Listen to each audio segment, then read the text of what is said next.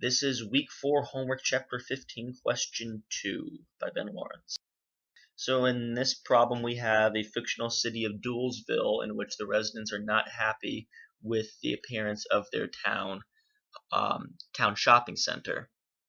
They propose that the city engages in a beautification project involving flower displays in the shopping center.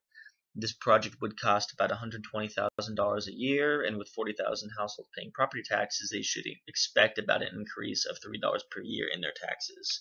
We are going to conduct a survey to measure the benefits of the project.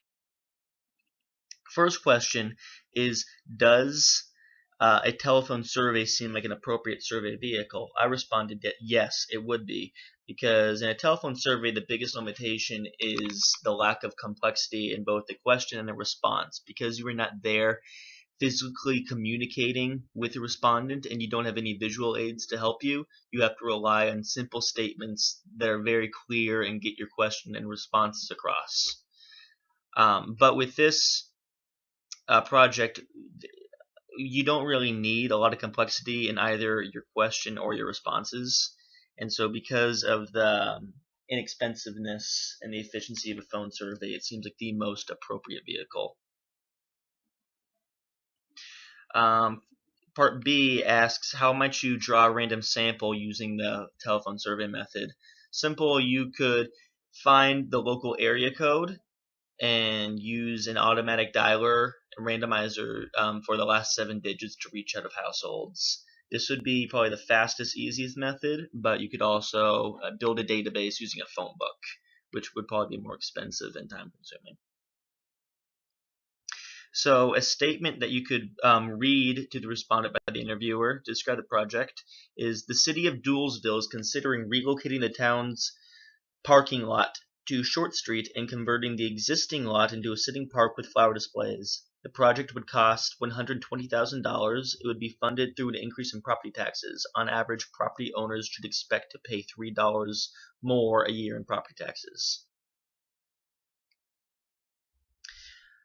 Some sample open-ended questions using the willingness to pay method would be, how much are you willing to pay per year to improve the appearance of the town center?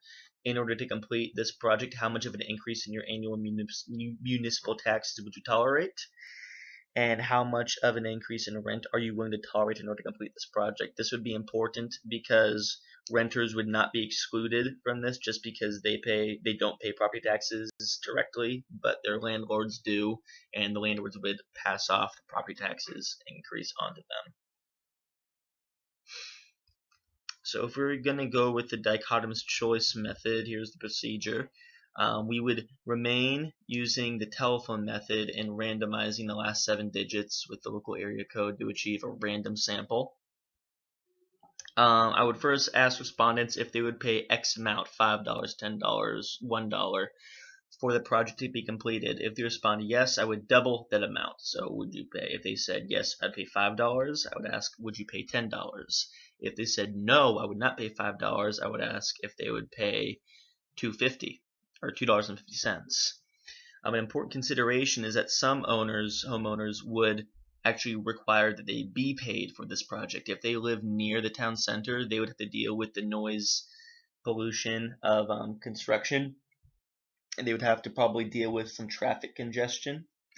And so they would, as opposed to willing to pay for this, they would have a willingness to accept, which would require that we use a negative value.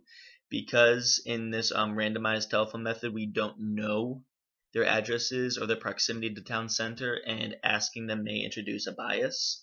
We would have to randomly find respondents and ask them if they would how much they would be willing to accept, so in effect a negative amount.